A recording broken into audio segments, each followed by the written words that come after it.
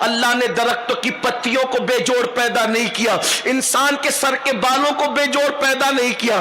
بالوں کی چمڑی پر جو بکریوں کی چمڑی پر جو بال اگتے ہیں, اللہ نے ان بالوں کو بے جوڑ پیدا نہیں کیا, تو اللہ نے کسی انسان کو بے جوڑ کیسے پیدا کیا؟ اللہ نے تمہارا مقدر لکھا, رشتے آسمان سے بن کر آتے, انتظار کرو. اور یہ جو ایک فکر ہے نا کہ میں پڑھی لکھی ہوں تو مجھے بھی پڑھا لکھا بہت شوہر ملے, اچھی بات ہے, لیکن اتنا میں آپ سے کہنا چاہتا ہوں, یہ دنیا ہے, یہاں ہر مراد کسی کی پوری نہیں ہوتی. کوئی بندہ ایسا نہیں ہے یہاں جس کی ہر مراد پوری ہوئی ہو. مقبول سے مقبول ترین بندہ بھی اس دنیا میں آپ کوئی نہ کوئی مراد دنیا سے لے کر گیا ہے. مولا کائنات علی مرتضیٰ سے کسی نے پوچھا, اللہ کو آپ نے کیسے پہچانا؟ فرمایا میں ارادہ کرتا ہوں, وہ میرا ارادہ توڑ دیتا ہے. تب میں نے اللہ کی معرفت حاصل کی کہ جو علی کا ارادہ توڑ دے وہ کتنی بڑی قوت ہوگی. تو میری بہنوں, یہاں کوئی کتنا بھی مقبول بندہ ہو, اس کی ہر مراد پوری نہیں ہوئی ہے. جب مقبولوں کی ہر مراد پوری نہیں ہوئی ہے تو ہم لوگ تو گنہگار لوگ ہیں. اپنی ہر مراد یہاں کیسے پوری ہو سکتی ہے؟ دنیا اسی کو کہتے ہیں جہاں ہر مراد پوری نہ ہو, ہر چاہا پورا نہ ہو, اور جنت اس کو کہتے ہیں کہ جو چاہو وہ سب مل جائے. یہ دنیا اور جنت میں فرق ہے, اس لیے یہاں ہر ایک کی ہر مراد پوری نہیں ہوگی. کہیں نہ کہیں ہمیں ایڈجسٹ کرنا پڑے گا, کمپرمائز کرنا پڑے گا, اپنی خواہشات کو کچلنا پڑے گا. تو یہ جو فکر ہے, میں خوبصورت ہوں تو خوبصورت ہی شوہر ملے, میں بہت پڑھی لکھی ہوں تو پڑھا لکھا ہی ملے, کہیں نہ کہیں تقدیر سے سمجھوتا کرنا پڑے گا. اللہ اکبر. کوئی چاہتا ہے کہ میری آنکھیں ایسی ہو, اللہ نے بنایا ایسی, آپ کو سمجھوتا کرنا پڑے گا, رضا میں راضی رہنا پڑے گا. میری جلد ایسی ہو تو ویسی ہو ضروری نہیں ہے, اللہ جو چاہے گا وہ ہوگا.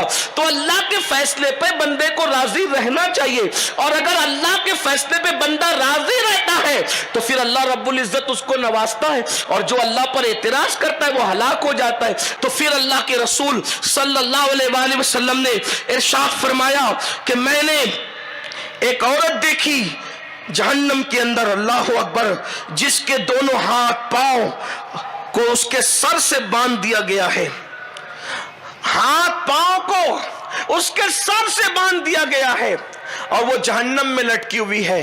سیدہ نے پوچھا بابا ایسا کیوں؟ تو آقا علیہ السلام نے ارشاد فرمایا کہ جب وہ جنابت سے, حیض و نفاس سے پاک ہوتی تھی تو وہ غسل نہیں کرتی تھی.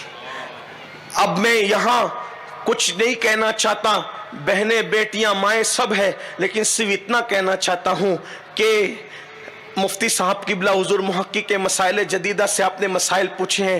صرف حیا کے پردے میں اتنا کہنا چاہتا ہوں کہ 7 دن تک انتظار کرنے کی ضرورت نہیں. جیسے ہی ناپاکی کے ایام ختم ہو جائے, عورتوں کو چاہیے وہ غسل کرے اور غسل کر کے نماز شروع کر دے.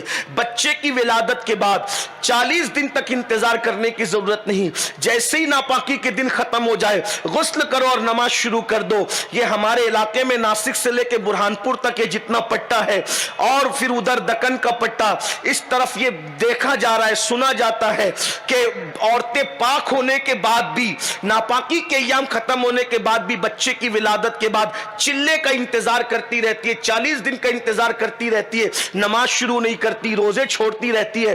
ایسی عورتوں کے لیے وعید ہے یہ کہ ان کے بالوں سے ان کو باندھ کر جہنم میں لٹکایا جائے گا. اس لیے خاتون جنت کی کنیزوں, یہ مسئلہ میں بہت اوپن بیان نہیں کر سکتا, آپ نہائی تقدس مانگ ہے ہمارے لیے, لیکن حق بیان کرنے میں اللہ رسول نے حیا سے منع فرمایا ہے. اس نے میں نے جتنا ہو سکا حیا کے پردے میں عرض کر دیا. یہاں عالمات موجود ہیں, معلمات موجود ہیں, تفصیلات آپ ان سے معلوم کر لو, مگر یاد رکھو جب ناپاکی کے دن ختم ہو جائے غسل کرنے میں تاخیر کرنے پر حضور نے وعید بیان فرمائی ہے کہ بالوں سے باندھ کر ہاتھ اور پیر کو جہنم میں لٹکایا جائے گا. اور پھر اسی کے ساتھ ساتھ جب جنابت کی غسل کی حاجت ہو تو بھی بہت دیر تک, 11 بجے تک, 12 بجے تک, آدھے دن تک اسی حالت میں نہ رہو, بلکہ جتنی جلدی ہو سکے غسل کر لیا جائے, کیونکہ جہاں جنابت والے مرد اور عورتیں رہتے ہیں وہاں اللہ کی رحمت کے فرشتے نہیں آتے, اس کا خیال کریں. پھر اس کے بعد